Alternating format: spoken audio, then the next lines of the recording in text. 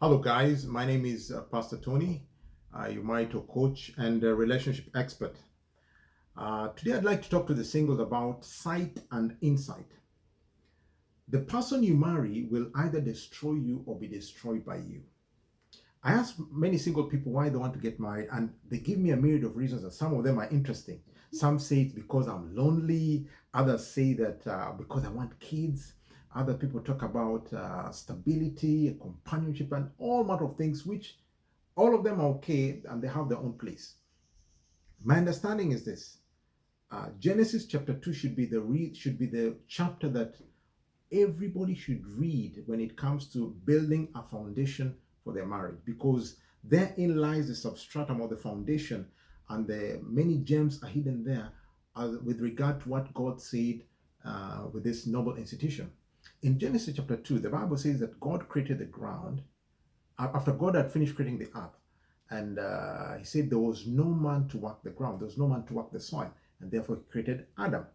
And then when you go down there, he says that the man was alone, and he said it was not good for man to be alone, and he created a companion for him. So the man was created for the soil, hence our proclivity to get connected or get attachment to work. And the woman was created for man, and that is why they are more relational. They know how to communicate better and to relate in a better way.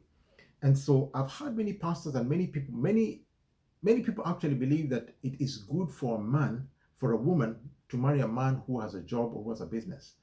And I say no, not necessarily, because if you're pegging your aspirations on a man, on something as fickle as money, then you're going to lose. You might lose or miss out on something that is good, because the Bible says, "Cast but a glance at riches, and they're gone away." My advice to the lady should be this: marry a man who knows his soil, his ground. Marry a man who knows his assignment from God. But better than that, marry a man. Do not allow yourself to be led by a man who is not a follower. Don't allow yourself to be led by a man who is not following God, because it is from God that you're going to get that instruction. That instruction is going to give you sight as a man. And you as a man, the sight that you have, you need to be able to articulate that blueprint of what God is speaking to you, to your woman. And the woman in turn carries that sight and develops insight, because as women, you have been blessed with intuition. You are creative. You're able to see things. You're able to perceive things that we can't see as men. And this failure is first of all demonstrated in Genesis 3. Eve got word from Adam. We know this by what she spoke to the serpent. She did not articulate the exact words that God spoke to Adam.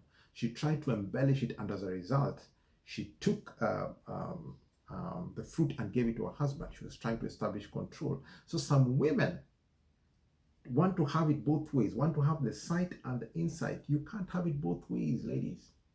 God has blessed you with insight, that when you get the sight from your man, you develop that insight and in turn give structure to the man. And for some men, you have the sight, but you do not consult your woman. You want to lead, but without consulting. Understand that God gives you a companion, the woman, so that you work in tandem to develop God's plan and purpose for your life. And we see this in Genesis chapter 9. After the flood, Noah did not consult his wife. There's no record of Noah ever talking to his wife. And you know how the story ends. It all ends in shambles. So something that could have been so good, the world would have been rebuilt into something so marvelous if Noah and his wife came together and discussed on the way forward, but nothing happened. So understand this: sight versus insight. God wants you as man and woman to bring all this together and build something that is wholesome and meaningful. God bless you. I'll see you again next time.